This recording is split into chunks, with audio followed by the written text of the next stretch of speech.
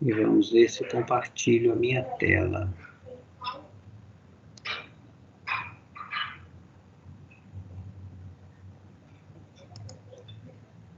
Onde está a minha tela? Aqui.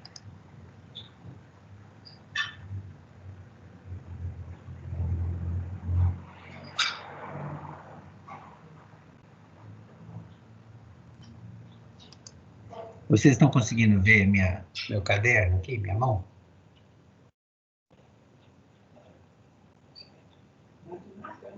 Alguém me dá um retorno? Não, eu não tô conseguindo ver seu caderno, não. Não? Eu também não.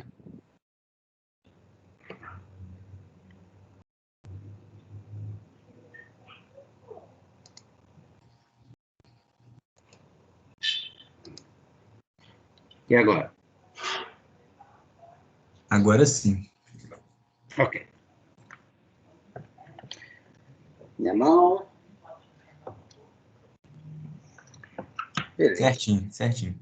Então, eu vou apelar para a minha apostila, porque eu puxo a apostila aqui para baixo e vocês vão ver. Só de vez em quando, se por acaso eu estiver fora de foco, vocês me dão uma notícia, tá? Tá fora de foco? Está. Um pouco, né? Bom, então eu vou me pegar a ela aqui, porque eu já escrevo, tá? Então, a gente quer demonstrar esse teorema 3.5.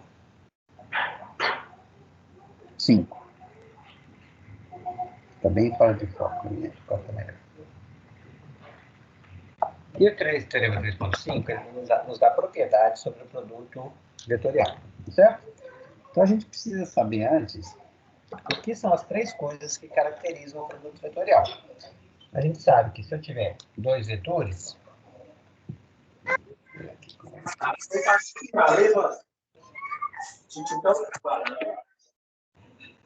vetores V e W, vão ser levados a um terceiro vetor, que eu vou chamar de U por enquanto, que é o produto vetorial desses dois. E a forma de definir o U, sendo ele também um vetor, por isso que o nome é produto vetorial, é através de três propriedades do U. O tamanho do U, a norma do U, é o produto das normas de V, W, e o seno do ângulo entre V e W. Certo? Para caracterizar um vetor, eu preciso da direção, sentido e tamanho. Então, o tamanho é dado dessa forma. A segunda característica diz respeito à direção, certo? Direção. O U, se os dois vetores V e W não são paralelos, eles definem um plano entre eles, e o U é simultaneamente perpendicular a V e esse símbolozinho aqui que parece um V de cabeça para baixo é o símbolozinho lógico do E. A Ana Cristina deve ter falado com vocês lá. O U é perpendicular também ao W. Então, dados os dois vetores, que não são paralelos, eles definem um plano. E, por definição, o vetor produto vetorial desses dois é perpendicular a esse plano. Agora, eu preciso definir um sentido. Ele aponta para que lado, né? Se ele é perpendicular ao plano, tem uma reta que é perpendicular ao plano, mas ela pode ter dois sentidos. Então, eu defino o sentido através da regra da mão direita.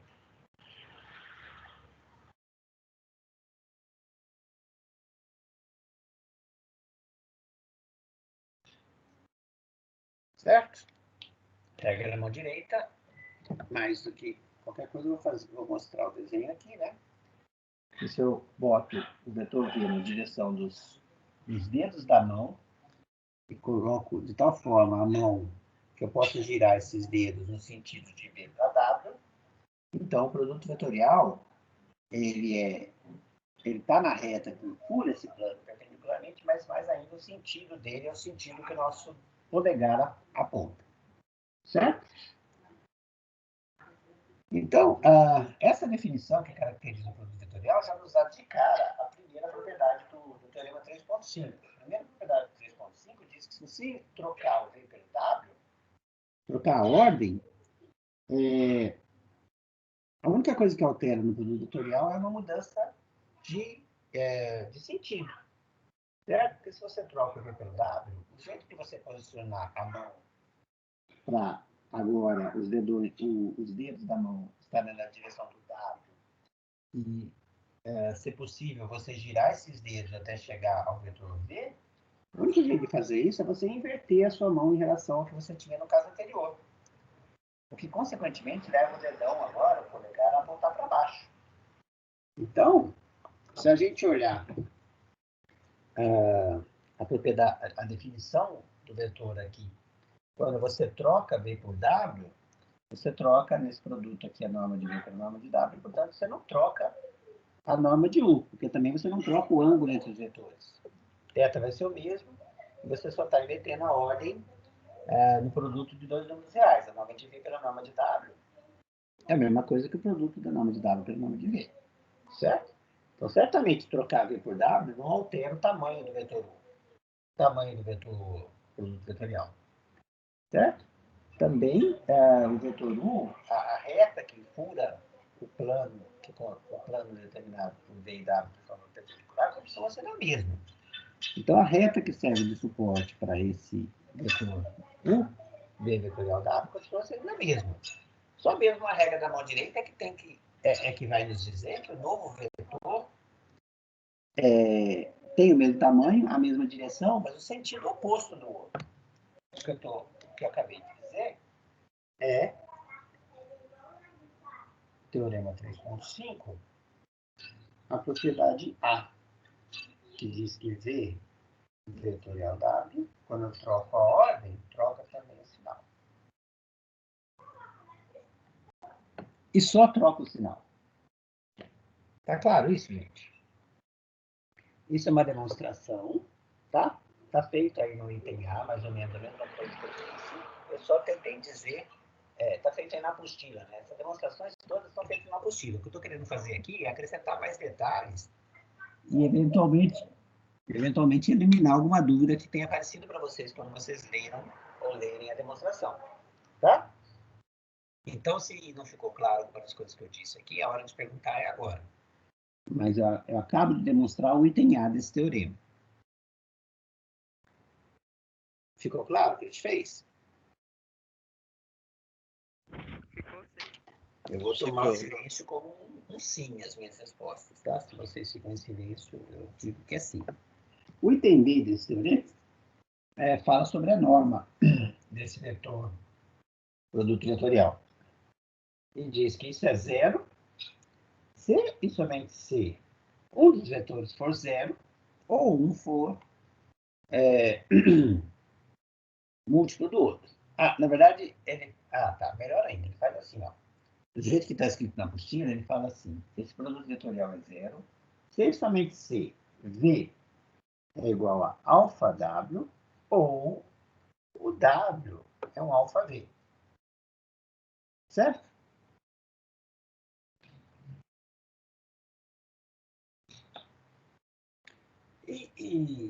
Bom, a norma do vetor, que a gente chamou de U aqui, né, produto vetorial de V por W, é dado pela norma de V vezes a norma de W vezes seno de ômega.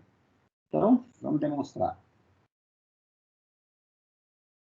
A norma desse produto é igual, eu quero dizer que ela é zero, mas ela é igual à norma de V, à norma de W, seno de θ.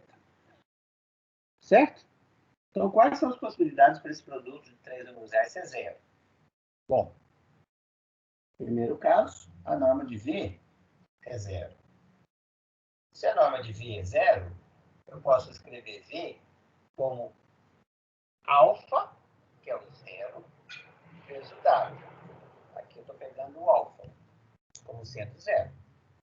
E aí eu estou no primeiro caso que eu disse aqui em cima. Certo? A segunda possibilidade é a norma de W ser zero.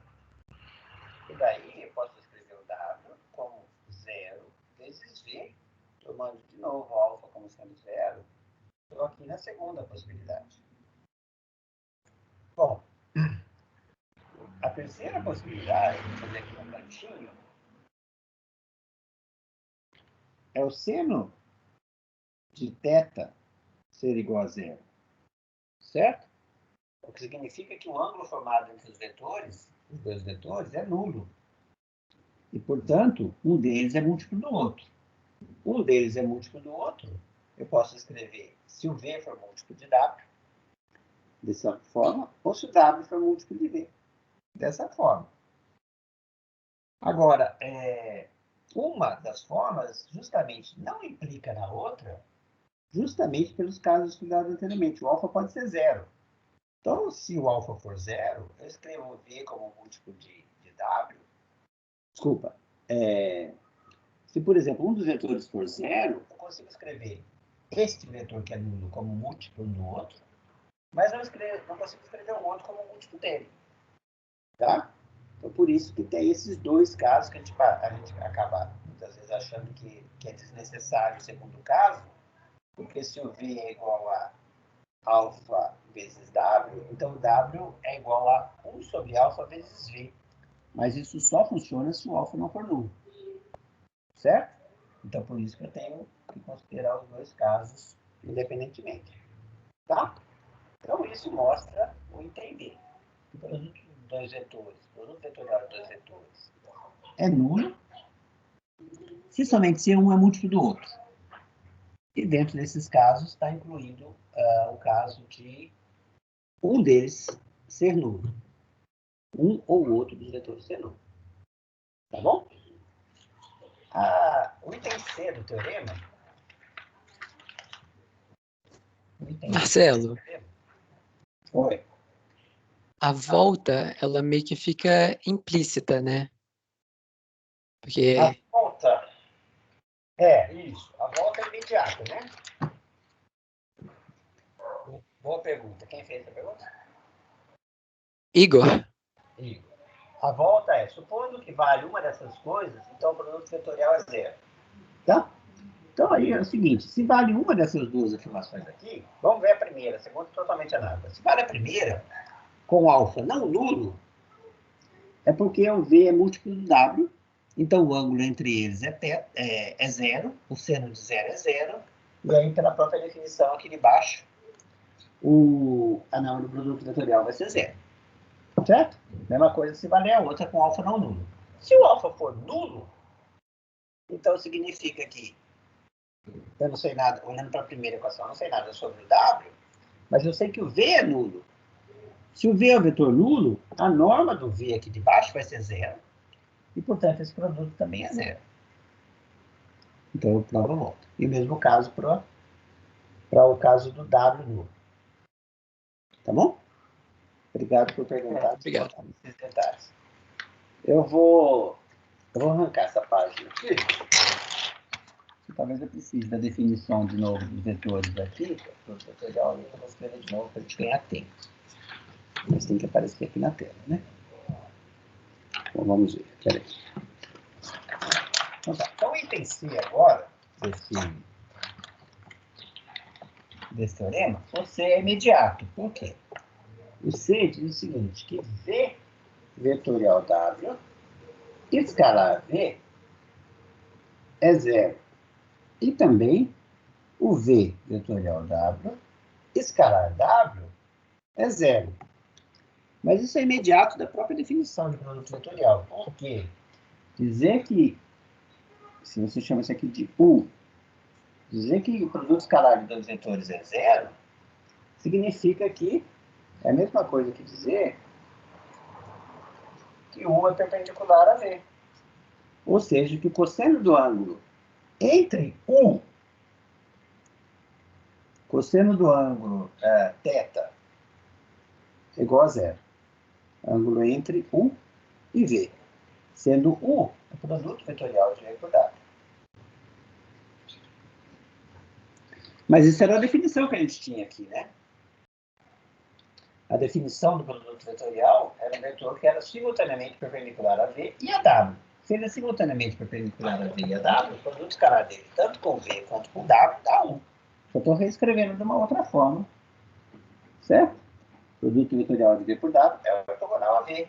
Produto vetorial de V por W é ortogonal a W. Tá? Então, item C é imediato da definição. O item D está escrito aqui assim, bonitinho. Segue-se facilmente da definição do produto vetorial. Por isso, deixamos como exercício para o leitor. Eu não acho que segue tão facilmente. Não é tão difícil. Eu acho que eu vou deixar como exercício para vocês.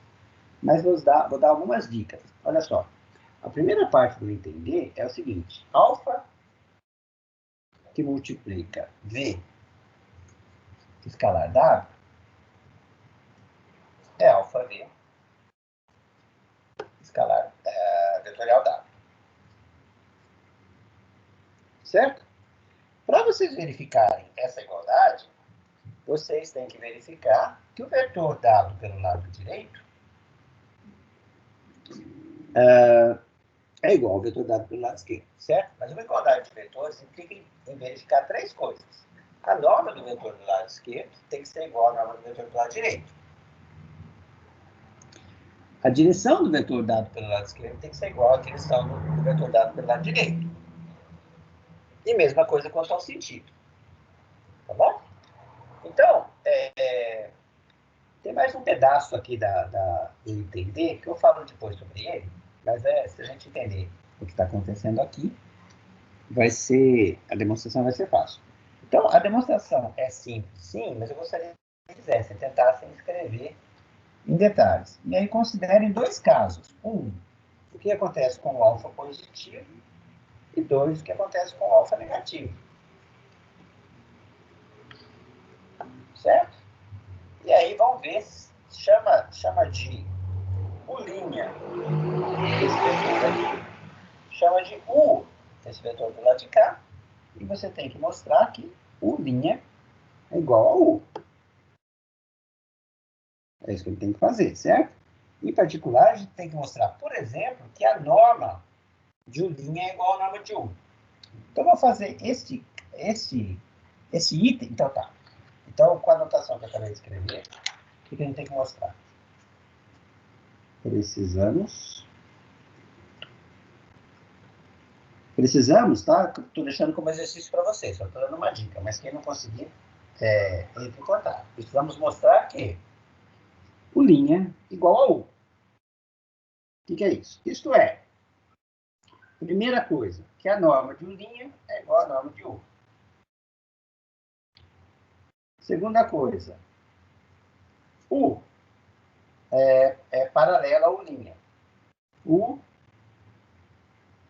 e U' tem mesma direção. E terceira coisa, U e U' tem mesmo sentido. Certo? Lembrando que quem? Eu chamei de U', alfa, que multiplica o vetor produto vetorial de V por W. E chamei de U, o alfa V, vetorial W. Certo? Então, vou fazer só para vocês entenderem aqui, vamos pegar o primeiro caso, alfa positivo, certo? E vamos analisar quem é a norma do U'. A norma do U' é a norma do vetor alfa que multiplica VW. Certo? Mas por uma propriedade lá de norma de produto de um vetor por um escalar, isso aqui é o valor absoluto do alfa vezes a norma de V vezes a norma do produto vetorial de V por W.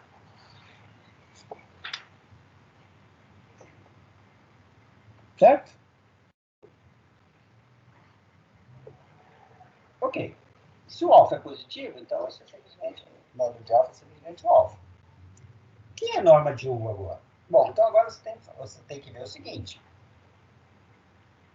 A pergunta que vocês precisam responder em detalhes é quem é a norma do U. Certo? O U é a norma, desculpa, a norma do U é a norma do alfa, vezes V, vetorial W. E a gente tem uma fórmula para isso. É a norma do alfa vezes V, a norma do W, vezes o seno do ângulo entre eles. Não é isso? Agora, olha só, a norma do alfa vezes V, de novo, pela norma do pedaço de cima, é o valor absoluto do alfa, vezes a norma do V, vezes a norma do W, vezes o seno do ângulo entre eles. Certo? E se você viesse aqui em cima, ó, a norma do V, a norma do produto vetorial V por W é também alfa,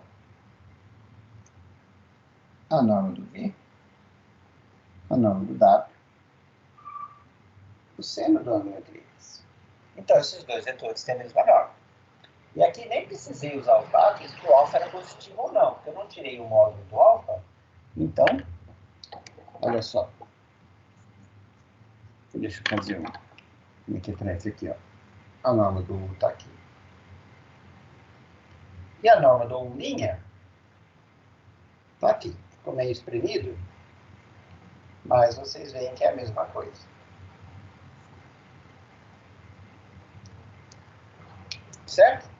Então, o que eu fiz aqui? Eu acabei de mostrar que esses dois vetores, pelo menos já sei que eles têm a mesma norma, o U e o linha. Certo?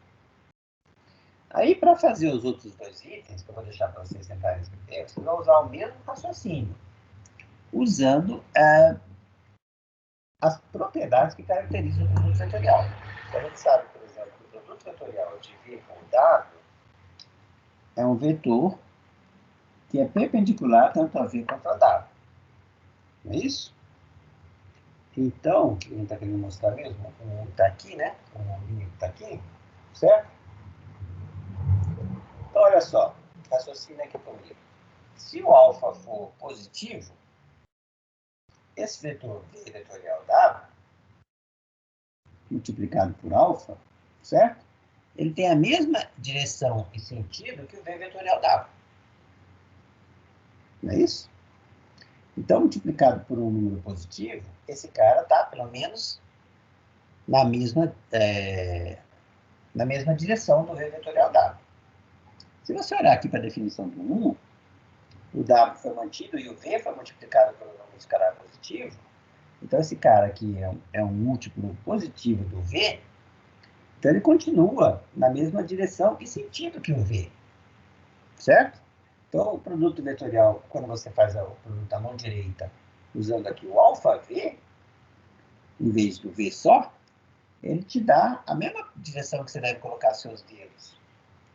E o W está mantido, então ele vai dar, quando você fizer o produto vetorial desses dois, ele vai te dar um vetor que está na mesma direção que o V e o W. Certo? Então, você fazendo desse jeito, ou você fazendo desse jeito, com alfa positivo, que é o caso mais simples que eu estou considerando, esses dois vetores, U e U', têm a mesma direção. Certo? Tem a mesma direção. Então, aí você precisa fazer esse mesmo raciocínio que eu acabei de fazer, tentar escrever isso bonitinho, tá? Mas fazer o mesmo raciocínio que eu acabei de fazer, para mostrar que também para o alfa negativo, U e U' têm a mesma direção. Certo? E daí, beleza, aí você mostrou também o item, você terá mostrado o item 2 aqui. O item I eu mostrei, você mostra o item 2 para... Bom, aqui eu mostrei o item 2 para alfa positivo, você faz para alfa negativo, e o que talvez dê um pouquinho mais de trabalho é o item 3, certo? E daí vai ser importante você ver direitinho que o alfa, que para o alfa negativo vai fazer um pouco de diferença e pode dar um pouco de confusão na cabeça de vocês, mostrar que eles têm o mesmo sentido. Então, a minha dica para o terceiro item, quando você for fazer, faz para o alfa positivo, normal, bonitinho, tá? E daí, quando você for pegar o alfa, o último caso, que vai ser com alfa negativo, você, se o alfa é negativo, você chama o alfa de menos beta, certo? Onde agora, então, o beta vai ser um número negativo. Desculpa, se o alfa é negativo, você chama o alfa de menos beta, onde o beta vai ser um número positivo, um número escalar positivo. Tá? E concorda comigo que se você mostrar aqui... Só que daí você vai, em vez de trabalhar com U, linha e U, você vai estar trabalhando com menos U linha e menos U. Mas se você mostrar que menos U linha é igual a menos U, certo? Aí você multiplica os dois por menos 1 e vai concluir que U linha é igual a 1. Então, o último caso, mais detalhado, onde o alfa é negativo, você pode usar esse truque. E recai no caso anterior que você teria demonstrado antes para o alfa positivo. Tá? Então,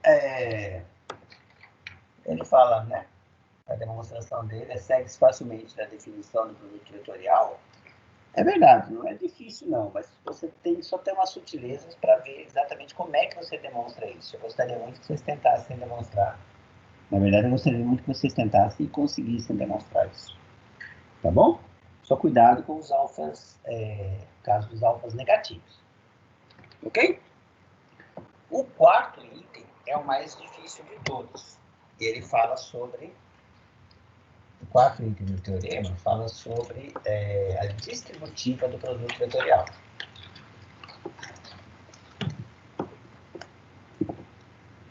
É o item E. Ah, desculpa. Só referente ao caso anterior, vou escrever aqui. O caso anterior, que eu fiz só um pedaço, é porque eu fiz alfa V vetorial W é igual a alfa V vetorial W. Mas é claro que isso também é V vetorial alfa W. Tá? O mesmo raciocínio que a gente aplicou para fazer a primeira das igualdades se aplica a essa aqui, né? Basta você lembrar que pelo item A desse mesmo teorema, isso aqui é igual a menos alfa W vetorial V. Opa, vetorial V.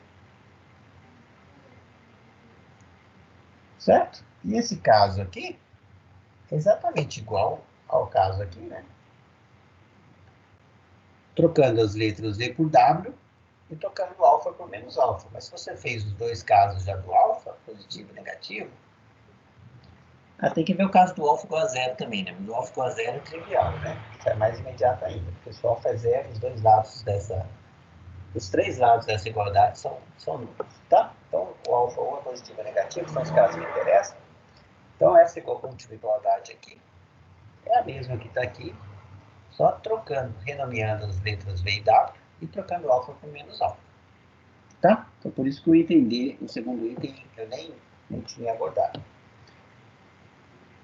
O item E, que é o mais difícil, ele fala da distributiva. Então, se eu tenho três vetores e faço o produto vetorial de V pela soma dos outros dois, eu posso distribuir. Eu posso fazer o V vetorial com W e somar o V vetorial com U.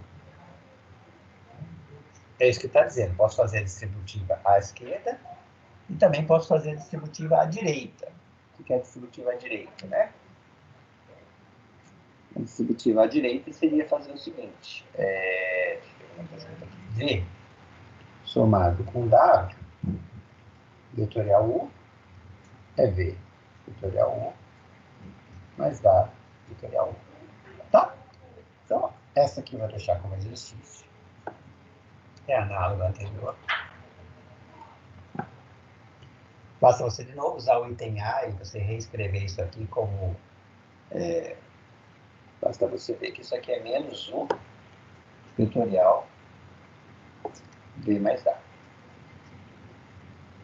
Não é isso? E o lado direito também, se você trocar a posição, fica menos por menos. E aí você usa o item A da questão e usa o item, primeira parte do item E. E você tendo feito o item E, você obtém tendo feito a primeira parte do item E, você obtém a segunda parte do item E. De modo bem simples, usando, de novo, o item A desse teorema, que fala que quando você troca a ordem dos vetores, ele troca de sinal. Tá bom? Então, o que a gente vai fazer agora é o item, primeira parte do item E. Eu vou reescrever aqui, que eu quero mostrar.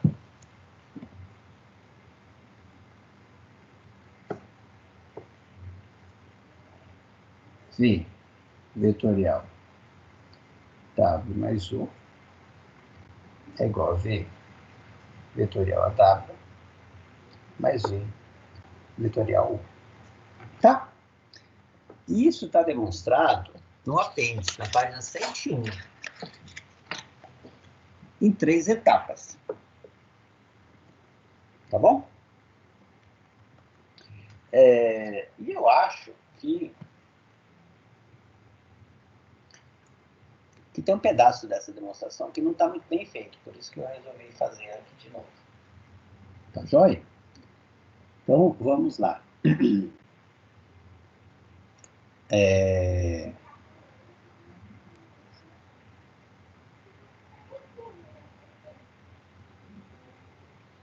Deixa eu acompanhar aqui para entender. Deixa eu ver aqui onde está o problema, tá?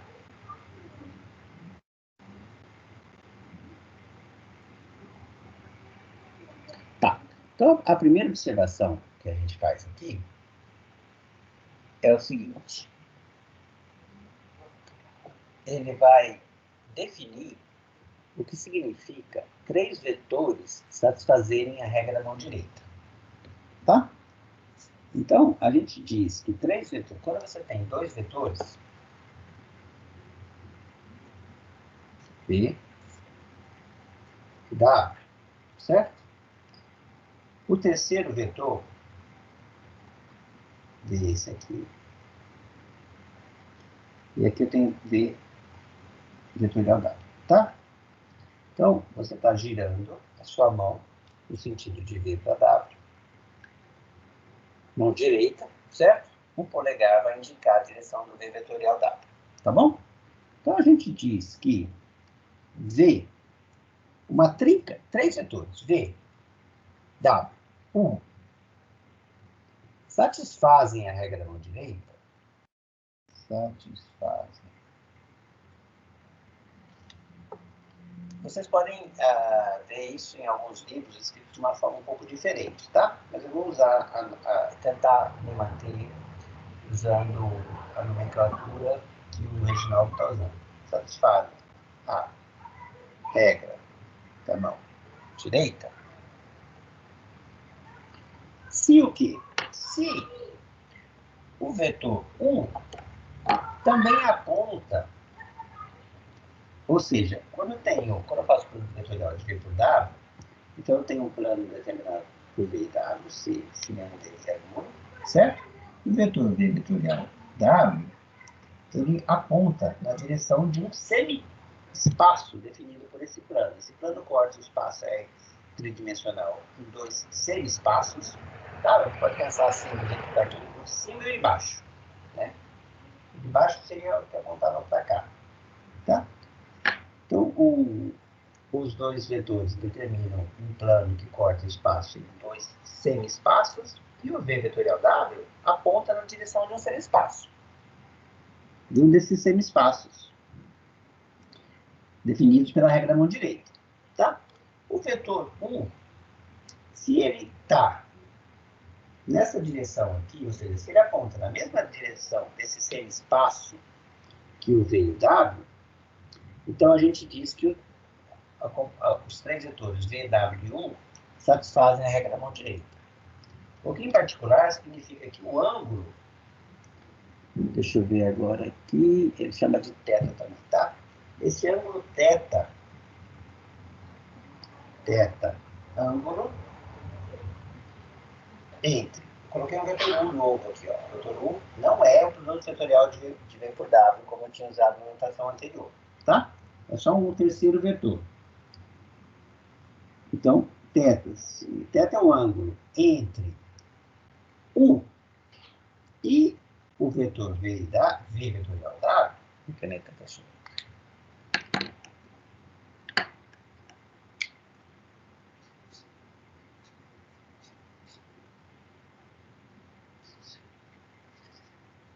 Certo? Então, eu digo que esses três vetores satisfazem a regra da mão direita se o θ ele ele está entre 0 e 2, 0 e π sobre 2, não é isso? 0 e π sobre 2. Quer dizer, o vetor U não está apontando para baixo. Ele está apontando para o mesmo semi-espaço determinado, para o mesmo semi-espaço para o qual aponta o V vetorial W. Certo? Aí a gente diz que essa trinca de vetores, esses três vetores,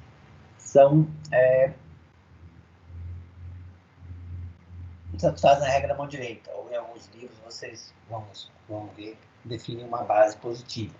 Tá? Então, o importante aqui é a gente ver o seguinte, olha só. Quando a gente faz... Só uma observação aqui que talvez seja interessante, é a seguinte, uma observação.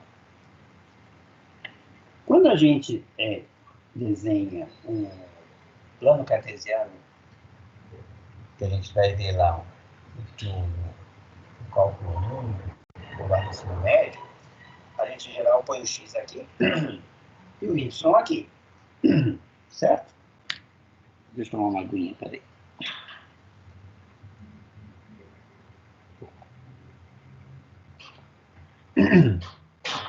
Quando a gente vai fazer o desenho para dar a ideia de espaço tridimensional, então, o que a gente faz? Não sei se vocês já perceberam, mas em geral a gente coloca o y aqui, o x aqui, e daí o z, desculpa, é colocado aqui para cima. O que a gente quer com isso? A gente quer que esse sistema de vetores x, y, z, que dão essas direções, obedeçam os três vetores que dão aqui, se a gente chamar isso aqui de i, j e k, né? Se a gente chamar de o vetor 1, 0, 0, como a gente tem feito, j, 0, 1, 0, k, 0, 0, 1. Então, a gente quer que esses vetores satisfaçam essa propriedade que a gente acabou de dizer, satisfaçam a propriedade, a regra da mão direita. Ou seja, se eu girar do x em direção ao y, com a mão direita, o meu polegar vai indicar a direção do z. Certo? É por isso que, em geral, os professores nunca colocam o x, quando vai representar o espaço tridimensional, eles nunca colocam o x aqui e o y aqui, como eles colocavam se só tivesse duas dimensões, porque daí o z vai ter que sair para cá. Certo? O z vai ter que sair para cá. Bom, podem até colocar, mas daí o z vai ter que sair para cá, né? Vai ter que desenhar ele mais bonitinho. O z aqui. Certo? E não o z para lá. Porque o z para lá vai nos determinar uma base negativa, a gente diz assim. Isso é um padrão, né? Tinha que ser escolhido quando a gente vai escolher um terceiro vetor para fazer uma base e trabalhar com ela, a gente vai falar em base mais para frente. Vocês vão ver isso em álgebra linear com mais detalhes. Mas aqui a gente intuitivamente está pensando em, quando a gente vai escolher, dados os dois vetores, um terceiro para compor uma trinca de vetores no R3, que vai ser muito útil, quer dizer, com a qual a gente vai conseguir escrever todas as outras. Então, dados os dois vetores que são ortogonais, por exemplo, como esses aqui do canto, para a escolha do terceiro, certo? Também ortogonal a eles, eu teria duas opções. Ou eu pego o I vetorial J ou o J vetorial I. E daí eu tinha que escolher uma dessas. Então, o que se convencionou chamar de base positiva é a base dada pela regra da mão direita. Quer dizer, voltando lá à nossa definição original, é dizer que os três vetores satisfazem a regra da mão direita. O que significa dizer que o terceiro vetor, certo? Ele aponta para o mesmo semi-espaço que o vetor V vetorial W. Ou seja, que o ângulo entre o vetor U e o vetor V vetorial W é um ângulo entre 0 e π sobre 2. Tá? Então, agora a observação importante que eu quero, que vai nos levar a mostrar esse teorema aí, que eu acho que ficou meio mal escrito aí, é o seguinte.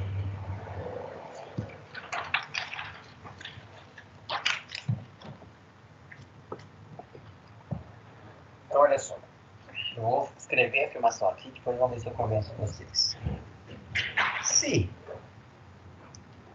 V, W, U satisfazem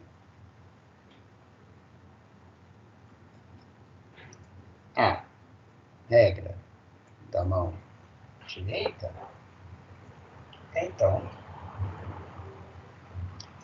W, U e V e U, V, desculpa, W, U e V, U, V e W também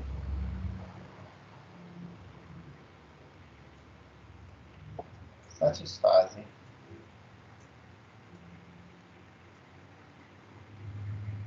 a regra da mão direita.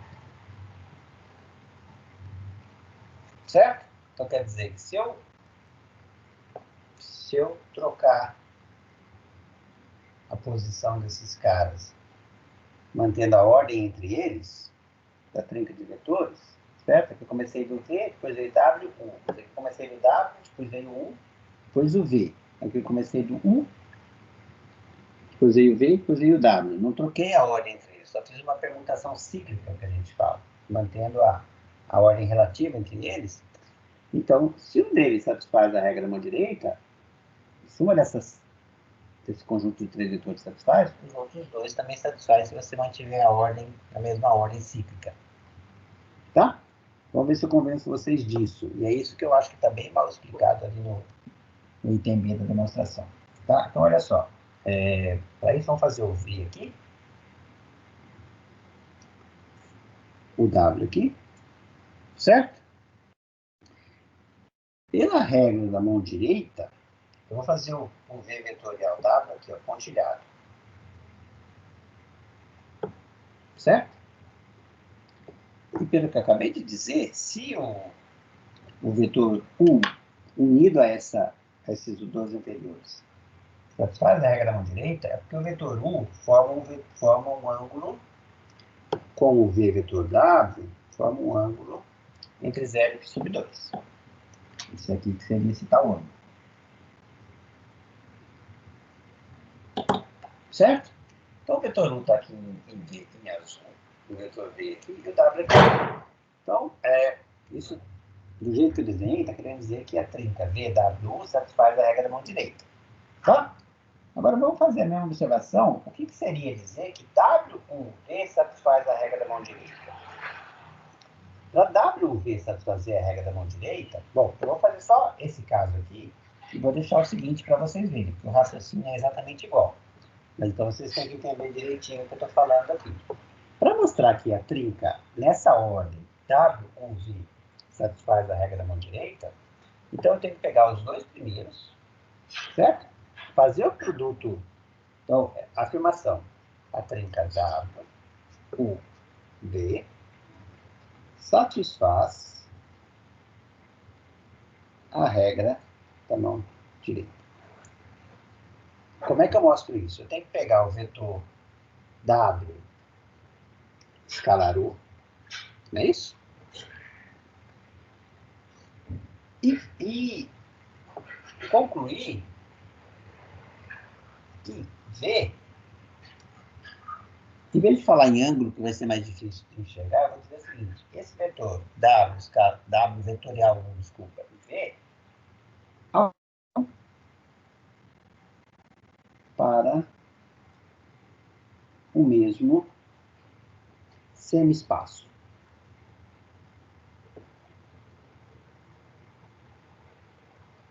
Certo? Então, olha aqui, ó, se eu pegar regra da mão direita, tá? Se eu pegar o W e fizer o produto vetorial dele com 1, o que eu tenho que fazer? Eu tenho que apontar VW, certo? Eu tenho que apontar os dedos da minha mão direita na direção do vetor V e girá-los de forma que eu possa girá-los de encontro ao vetor 1. Então, vou me torcer um pouco aqui, ó, mas eu tenho que colocar os dedos da mão direita na direção do W, de forma que eu possa girá-los na direção do 1. Para que lado está apontando o meu polegar? Está apontando para lá, certo? Então, não quero rabiscar demais a figura, mas se eu olho para esse plano aqui e aplico a mão direita, o meu polegar vai estar apontando exatamente na direção que eu tinha desenhado o V. Quer dizer, os vetores W e V determinam um plano, certo? Que quebra o espaço em dois semi-espaços, e o produto vetorial W por 1 aponta. Eu não sei se é exatamente o V, não tem por que ser exatamente o V, porque esses três vetores não precisam ser perpendiculares entre si, presta atenção nisso. Mas o produto vetorial de V de W por 1 certamente aponta para a direção que o V. O que significa dizer que o W e V, eles satisfazem a regra da mão direita. Tá? O raciocínio é idêntico para o V e W, só que agora você vai ter que fazer o produto vetorial de 1 por V. E ver que o produto vetorial de 1 por V aponta na mesma direção que o vetor W, desenhado aqui. Tá bom? Eu fiz aqui um lápis, não sei se dá para ver direito. Vou forçar um pouquinho aqui. Esse cara aqui seria o plano determinado pelos vetores U e W. Tá bom? Essa é a parte que eu acho que está mal explicada aí. Então, eu queria saber se ficou um pouco melhor explicado, ou se ainda persiste dúvida. Eu posso tentar fazer um desenho melhor aqui, ou fazer um malabarismo com a minha mão direita aqui, para ver se clarifica para vocês. Ficou claro? De novo, o silêncio eu vou interpretar como ou vocês dormiram ou vocês entenderam. Professor, a parte que você gesticulou com a mão direita, eu não entendi muito bem, não. Como é que é? Eu não entendi como você gesticulou para provar. Agora eu vou fazer, tá vendo o desenho aqui? Então, peraí, deixa eu talvez mudar um pouquinho aqui. Eu quero fazer o produto vetorial de W e U, certo? O W está aqui e o U está aqui em azul. Tá? Certo. O produto vetorial desses dois, a direção do produto vetorial vai ser dada pela regra da mão direita. Então, eu tenho que colocar os dedos na direção do W, os dedos da mão, certo? De tal forma que eu possa girá-los, fechando, para a direção onde está o U. Certo? Certo. Olha aqui, ó. O U está aqui, o W está nessa direção e o U está aqui em cima. Então, se eu giro o W por U, o único jeito de fazer isso é assim, né? Porque Sim. se eu ficasse com a mão para o outro lado, eu não ia conseguir girar para o U, né? O dedo tem que virar para cá. Então, o jeito de eu colocar minha mão direita é nessa posição para poder girar da direção do W para o U. E daí o meu dedão, o meu polegar, está indicando justamente na direção que estava o V. Certo? Certo. Talvez aqui não tenha porque eu estou projetando as coisas no plano, né? Talvez fique um pouco difícil da gente identificar isso, né? Me ocorreu agora que talvez se eu fizesse uma manobra aqui com 3 palitos, né? Uma coisa assim. prender eles com elástico, eu conseguiria mostrar melhor esse tipo de coisa. Certo? Olha só, o vermelho é o V, o preto é o W e o lápis é o U. Certo? Então, se eu viro do V, para fazer a regra da mão direita entre V e W, eu ponho os dedos, só que vai faltar uma mão aqui para eu fazer, né? Eu ponho os dedos apontando para a direção do vermelho, de forma que gire para o preto, e aí o meu polegar vai apontar na direção do lápis, não vai? Agora, vamos voltar e fechar. Agora, se eu vou fazer o produto vetorial do V, do W com o W é a caneta preta, o U é o lápis. Certo? A única forma de eu fazer esse produto usando a mão direita é assim, né? Se vocês conseguem ver. É assim, ó. Mão direita na direção do preto, para girar na direção do lápis. O polegar vai apontar para onde? Apontar na direção do vermelho, da cabeça do vermelho, que era o V. Melhorou? Entendi. Valeu. Tentem fazer, então, no terceiro caso, né, que é o U, V e W, para você ver que acontece a mesma coisa. Eu tinha um professor de física que ele falava o seguinte, que ele gostava muito de colocar nas provas os exercícios que tinha que usar justamente calcular a direção do vetor, produto vetorial de V por W, porque aí ele se divertia vendo os alunos se contorcendo para tentar fazer essa movimentação e indicar exatamente para onde que apontava o vetor, que é o produto vetorial dos outros dois, com a mão direita toda torta, torcida. Mas eu espero que tenha ficado um pouco mais claro com esse exemplo aqui das 3 canetas. Para a minha próxima aula, eu vou tentar bolar um sistema com uns elásticozinhos que prendam esses caras aqui. Ficou melhor?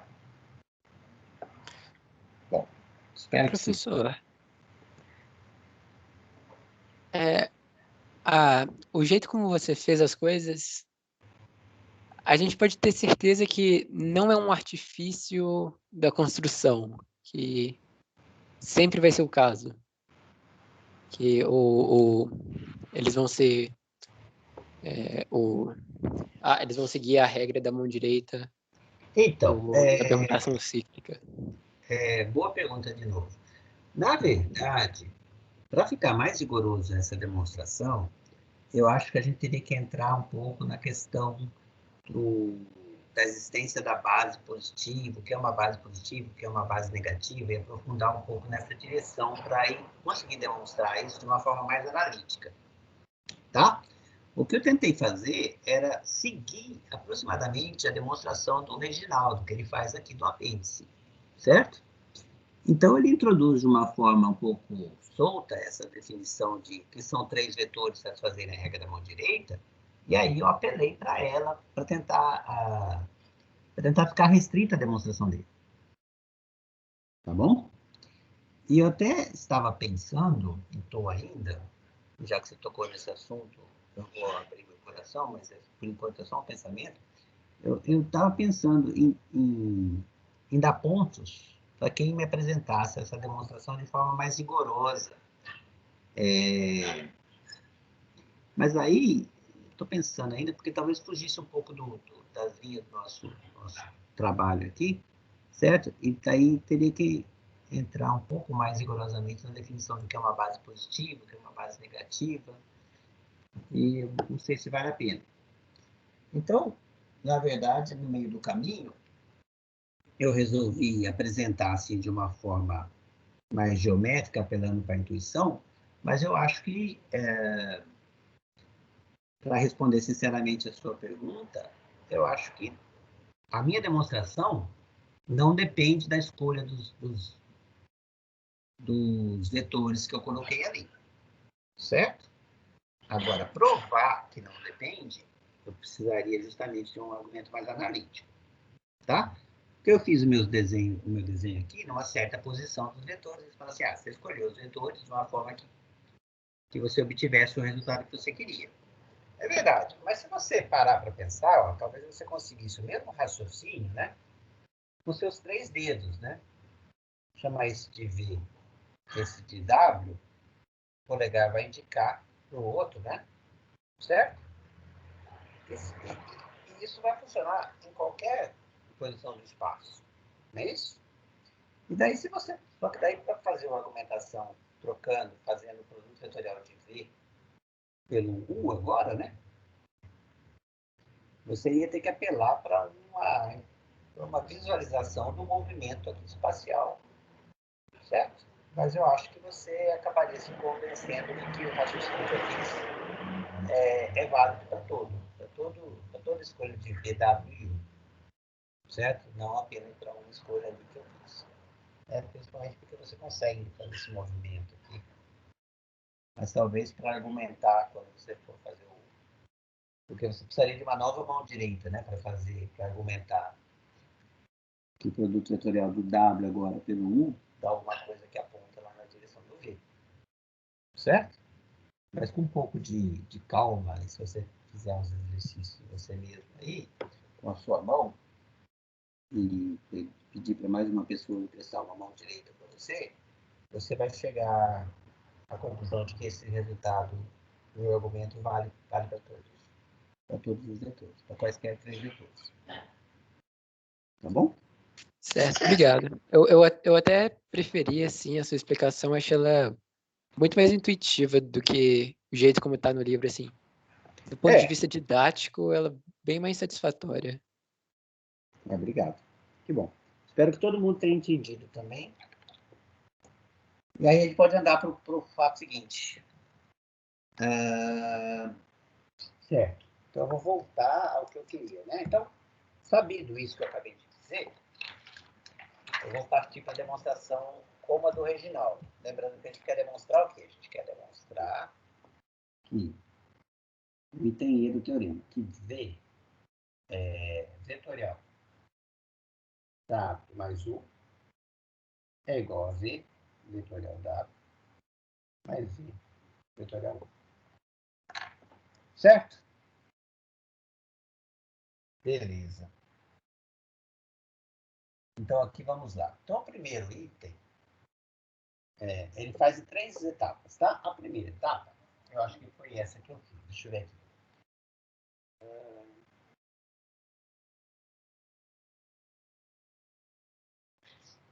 Exato.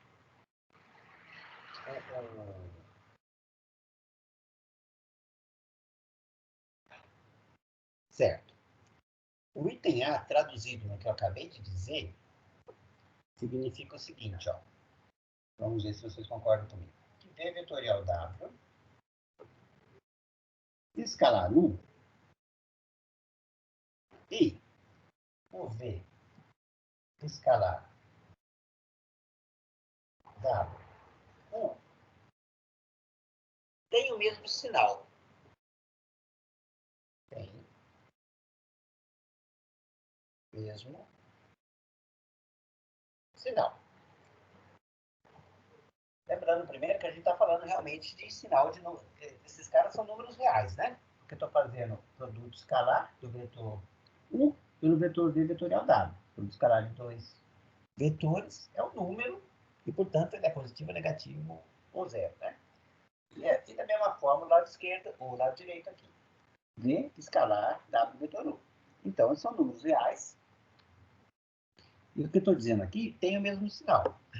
Bom, lembrando que o sinal de produto vetorial depende do ângulo que eles formam, certo? Então, o sinal do produto escalar, né, depende do ângulo que eles formam, certo? Então, quando eu digo que esses caras têm o mesmo sinal, olha só o que eu tinha dito antes. Eu tinha dito que V, W, U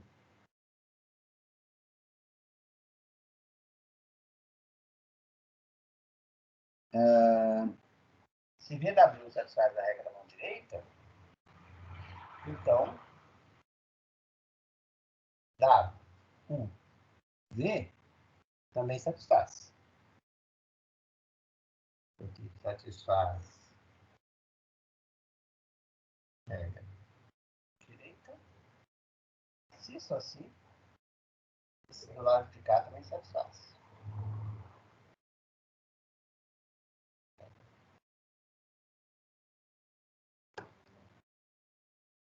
Mas isso tem a ver com o ângulo formado entre U e o V vetorial W. Ou, também, olha só, você vê que aqui, lembra o seguinte aqui desse lado, ó. V escalar W, o produto escalar, ele é comutativo, né? Isso é a mesma coisa que eu fazer V W escalar U, e o produto escalar com V. Certo? Então, eu estou olhando aqui, o sinal dessas coisas depende do ângulo formado pelo V e pelo vetor V vetorial U, por um lado, e do outro lado, pelo ângulo formado pelo U e pelo vetor V vetorial W. Certo? Então, se uma trinca dessas satisfaz a regra da mão direita, especialmente se a outra também satisfaz, por um argumento anterior, isso significa que o vetor entre esses o ângulo entre esses vetores, ele está entre 0 e π sobre 2. Certo? Se ele está entre 0 e π sobre 2, o cosseno desses ângulos são positivos, né? O cosseno, né? Cosseno, gráfico do cosseno, certo? E aqui é no π sobre 2, é isso? Cosseno de θ. Então, se uma dessas...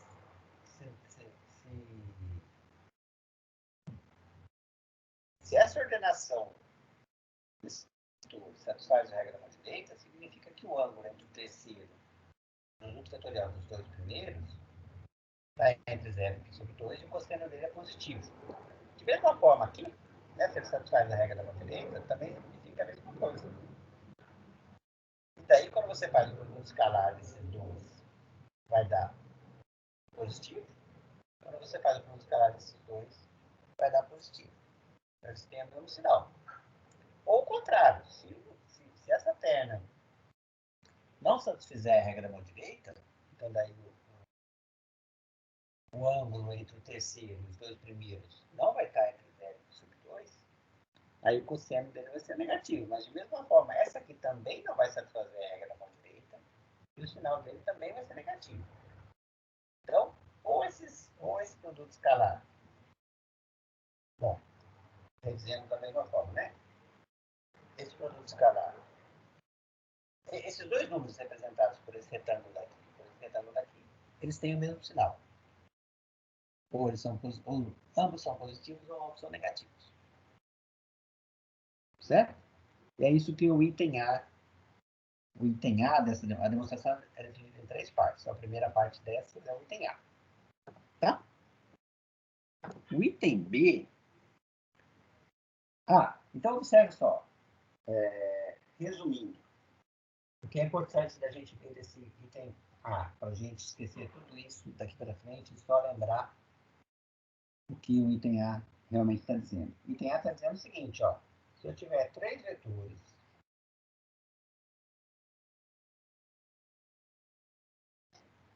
certo?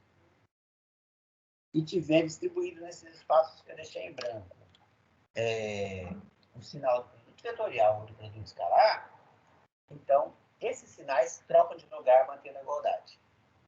Ou seja, se eu tiver vetorial aqui e escalar aqui, eu posso trocar o sinal, escalar aqui, vetorial aqui. E vale a mesma coisa. Está escrito aqui em cima, certo? Nessa igualdade. Tá? Observa só o seguinte, quando eu escrevo do jeito que eu escrevi aqui na terceira linha, está implícito que eu tenho que fazer a operação de produto vetorial primeiro. Certo? Porque se eu fizer produto escalar primeiro, o produto escalar dos vetores é um número, não escalar, não vai dar para fazer um escalar vetorial com V. Tá? Então, ao escrever assim, eu não preciso nem colocar o parênteses, porque já está óbvio que não pode ser nessa ordem. Certo? Porque isso é um número e eu não consigo fazer produto vetorial de um número por um vetor. Olha. Nossa, que baixo.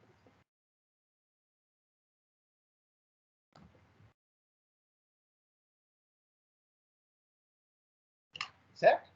Então, o que eu vou fazer agora é uma redundância, mas eu vou fazer só para fazer um parênteses aqui. Tá? Então, o que esse item A está nos dizendo é que se você tiver um produto misto, né, que a gente fala, então, se você trocar a ordem dos produtos, os sinais, não a ordem dos vetores, se você trocar a ordem dos sinais, você mantém a igualdade. Tá bom? Beleza. O item B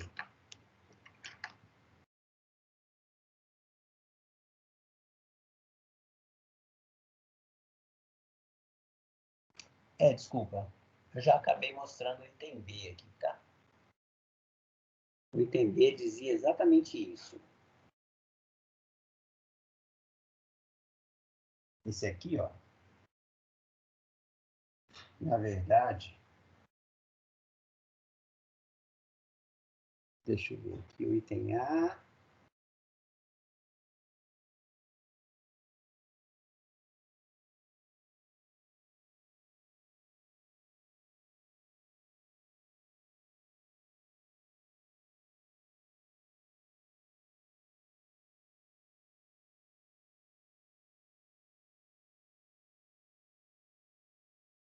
Ah, tá. O item B dizia o seguinte, o item B agora ficou meio desnecessário, porque afinal aqui é contrário, mas o item B dizia que o módulo dessas coisas eram iguais.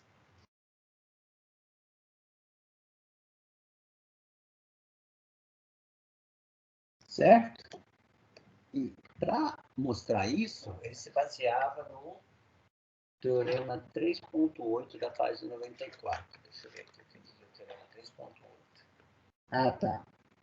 O Teorema 3.8, a gente acabou pulando, tá? Roubando um pouco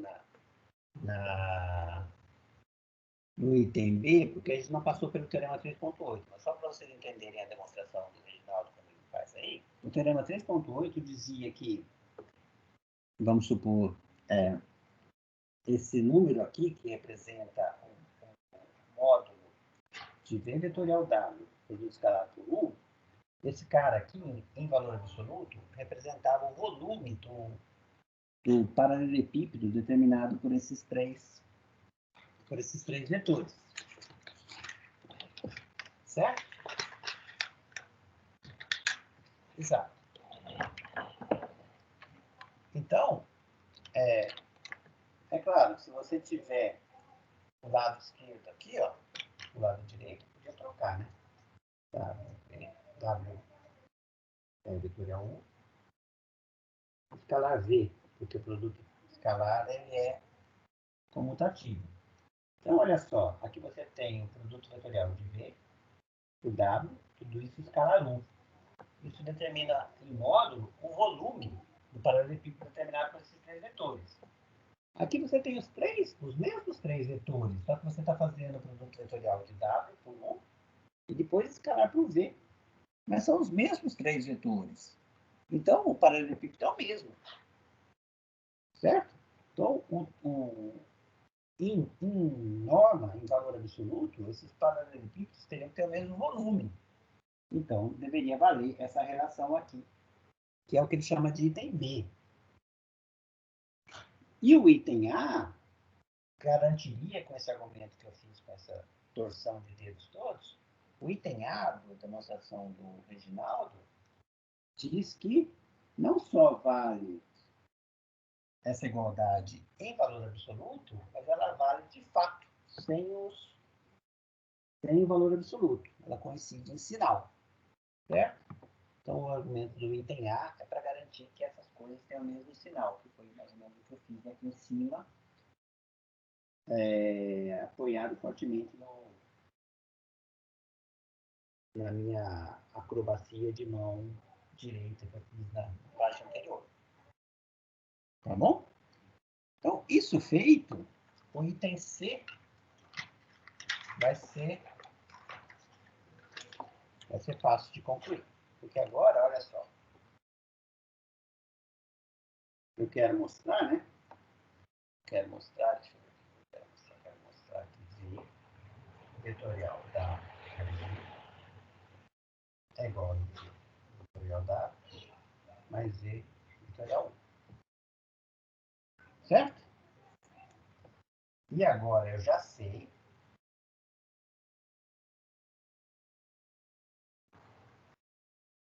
sabendo que V vetorial da escalar U é V W U, troca o sinal. Troca o sinal das operações. Certo? Essas coisas são iguais. Professor, tá meio Ah, fora desculpa. da... Obrigado. Desculpa. Sabendo isso, certo? Então, olha só. Eu vou chamar, seguindo a notação de novo, do original, eu vou chamar de W esse vetor aqui que eu estou escrevendo.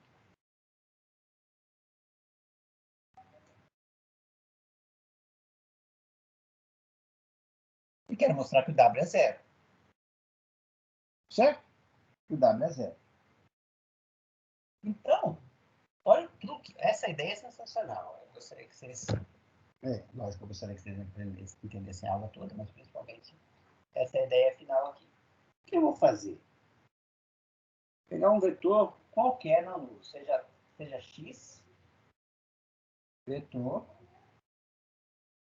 qualquer, não nulo, diferente de zero. Tá? E vou fazer o produto vetorial, desculpa, vou fazer o produto escalar desse x pelo w. E vou mostrar que dá zero. Então, eu vou fazer x escalar y e vou mostrar que ele dá zero. Tá? O x é um vetor qualquer, não nulo.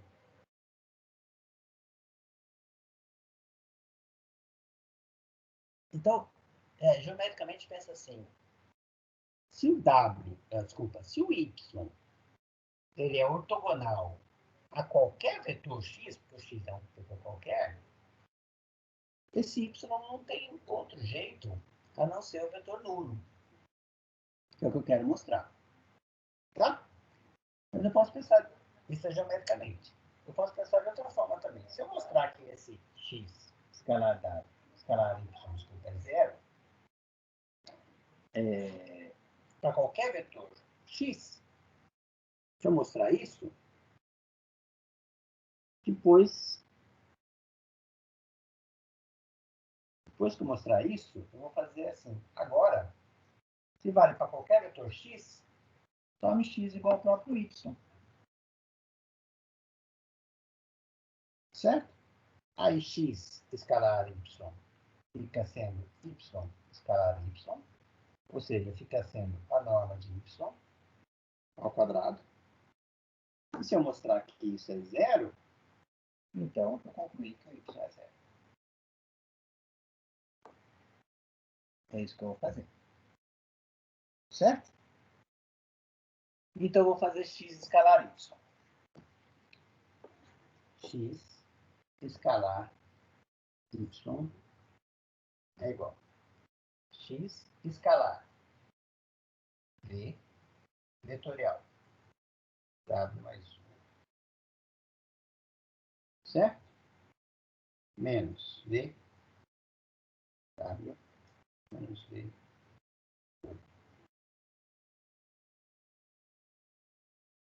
Vou distribuir o produto escalar.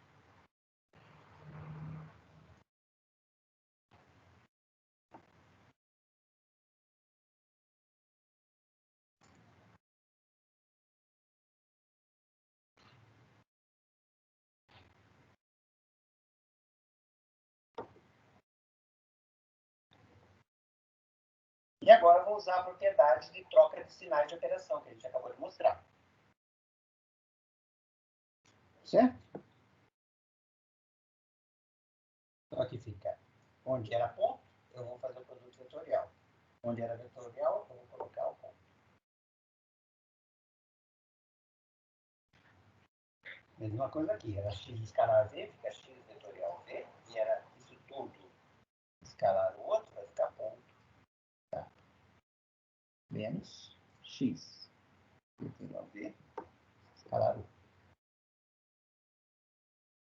Ok? Agora, observa que esse cara aqui aparece aqui, aparece aqui. Eu vou colocar ele em evidência. X escalar v, escalar W mais 1 menos W menos 1.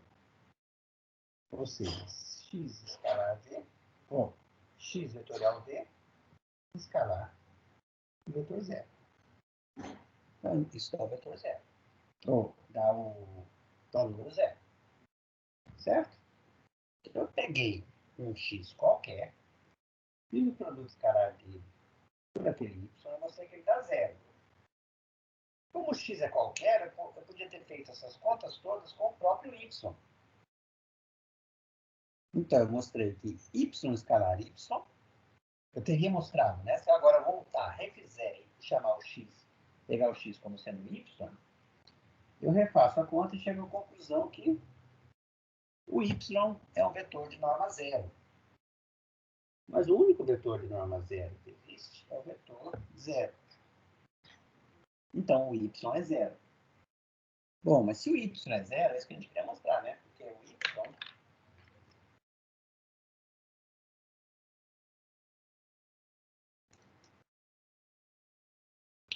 o y é isso. E é isso que a gente queria mostrar. Então, se o y é zero, vale a distributividade da si. Tá ok? Alguma dúvida?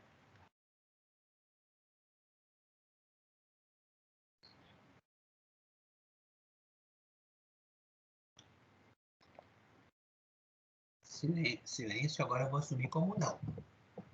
Não tem nenhuma dúvida. Algum comentário?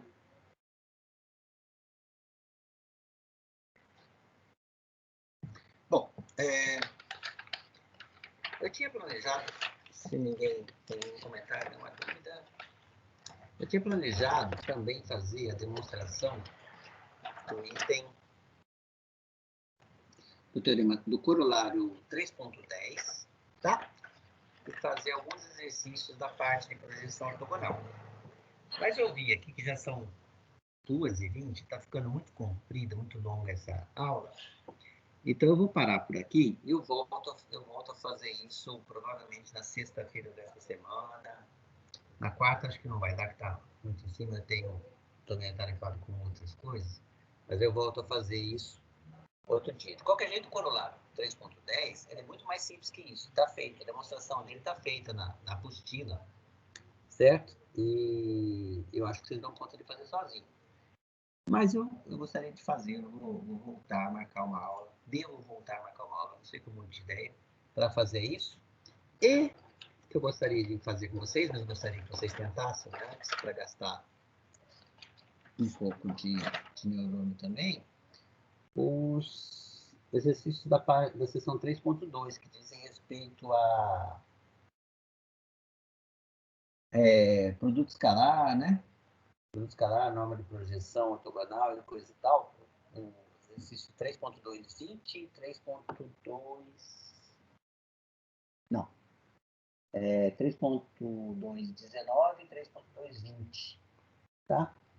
Eu gostaria que vocês tentassem fazer e eu volto a fazer numa outra aula. Tudo bem? Essa demonstração é mais chatinha mesmo, e tomou muito tempo. Espero que pelo menos tenha valido a pena, vocês tenham conseguido... Eu tenho conseguido pelo menos convencer vocês das coisas que eu falei. Tudo bem? Abrir bandeja de compartilhamento. Cadê? Descompartilhar a tela, como é que eu faço isso? Já descompartilhou?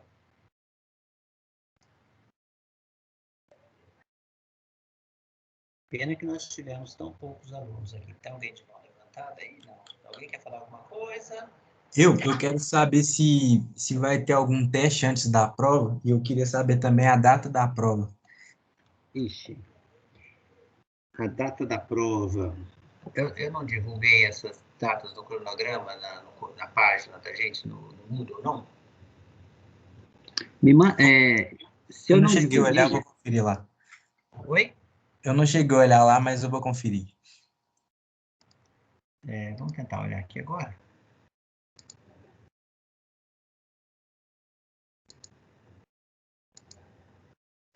Deixa eu ver aqui.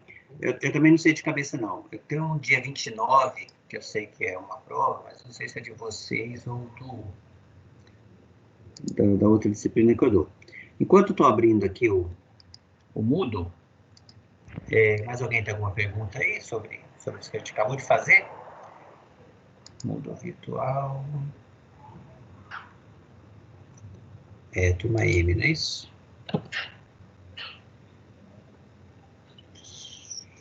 Plano de ensino. Olha só, no nosso plano de ensino,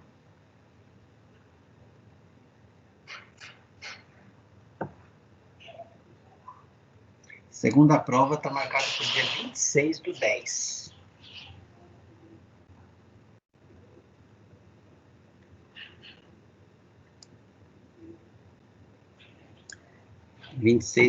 Só que nesse plano de ensino, a terceira prova estava marcada para o dia 20/11.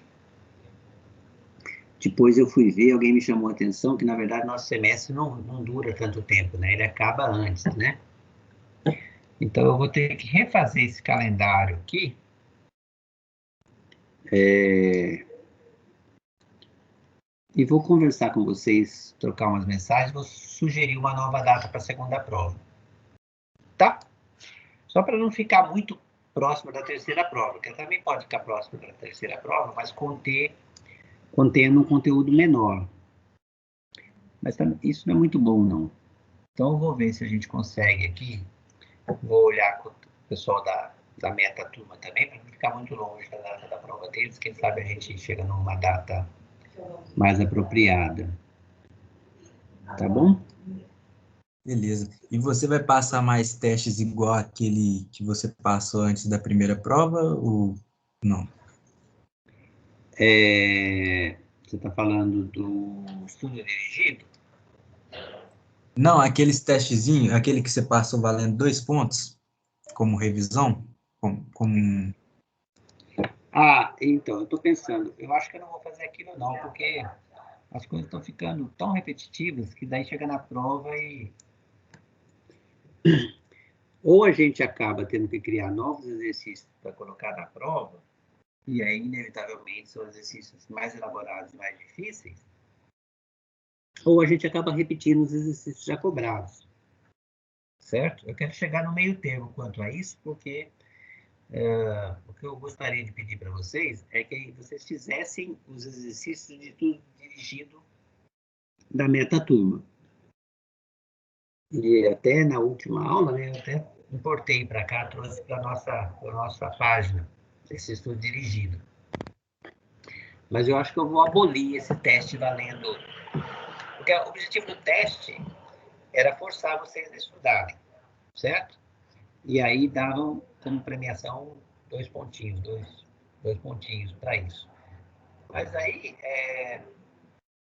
o estudo dirigido faz esse papel. Se vocês fizerem o papel do estudo dirigido, vocês perceberem que ao fazer o estudo dirigido, vocês estão se autoavaliando e já estudando para a prova, então a gente não precisa ter estudo dirigido, teste valendo ponto, e no final a prova de novo.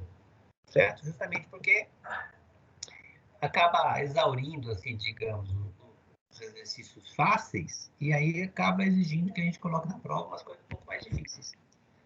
Então, acaba ficando pior para vocês, né, nesse sentido, porque já gastamos os exercícios fáceis antes, e daí a prova tem que ser coisa um pouquinho mais complicada. Então, vou deixar assim mesmo. Vamos fazer os estudos dirigidos, e eu vou pensar um pouco mais sobre os testes, mas eu acho que eu não vou seguir porque o pessoal de Gaal está seguindo com esses testes. Eles têm teste quase toda semana. Eu achei demais também. Fica muita coisa.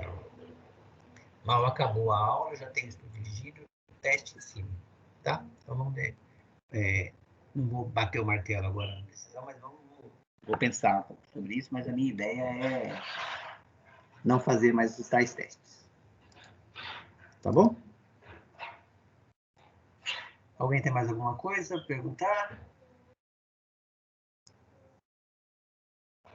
Professor, Nossa. eu posso fazer um Oi. comentário do último estudo dirigido, Pode? da aula 16? Porque, tipo assim, eu fiz ele e eu tive muita dificuldade em uma das questões, que depois eu fui ver a solução e ela usava um... Não era necessário ter feito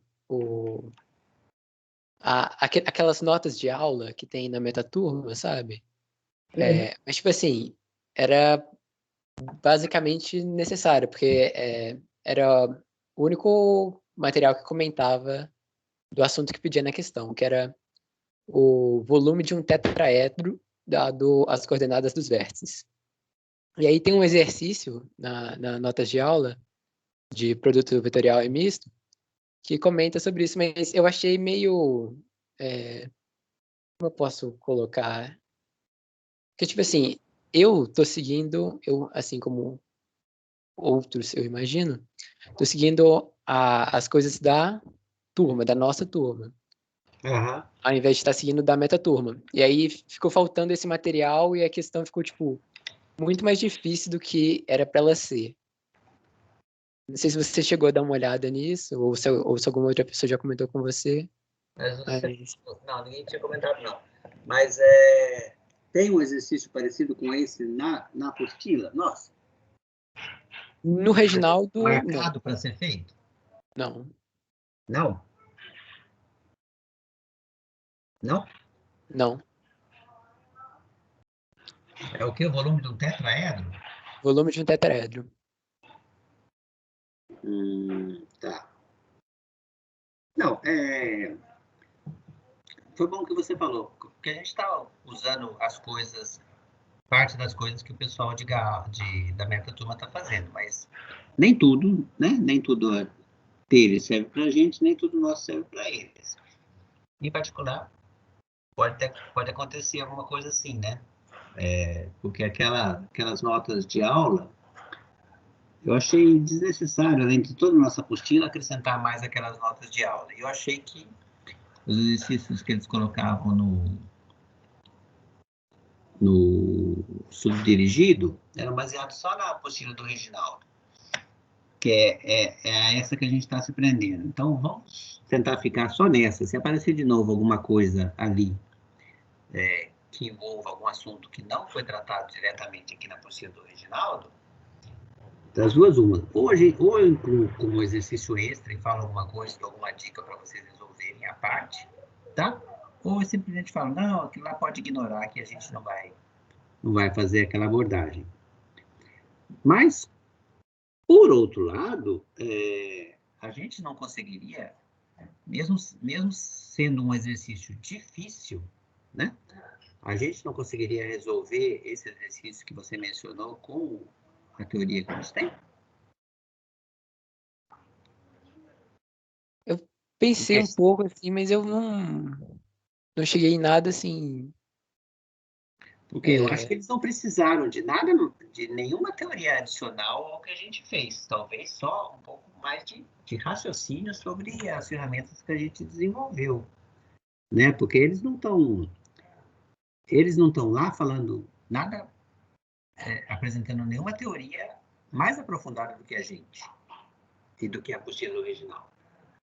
Então, você pode encarar aquele exercício lá, depois você me passa por e-mail exatamente qual é o exercício, para eu ver se eu não estou falando bobagem, mas você podia encarar aquele exercício como um exercício difícil, mas que a gente deveria conseguir fazer com as ferramentas que a gente tem.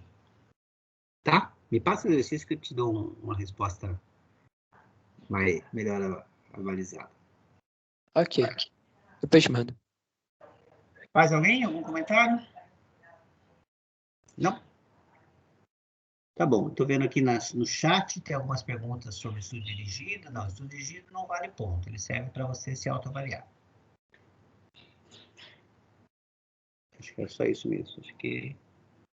Tá, e eu vou tentar ver se eu consigo gravar essa aula, conseguir a gravação dessa aula e colocar um link lá para quem não assistiu. Tudo bem? Então, obrigado a vocês, bom trabalho aí. Qualquer coisa, escreva. Tá joia? Tchau, tchau. Vou encerrar Obrigado, valeu. parar a gravação.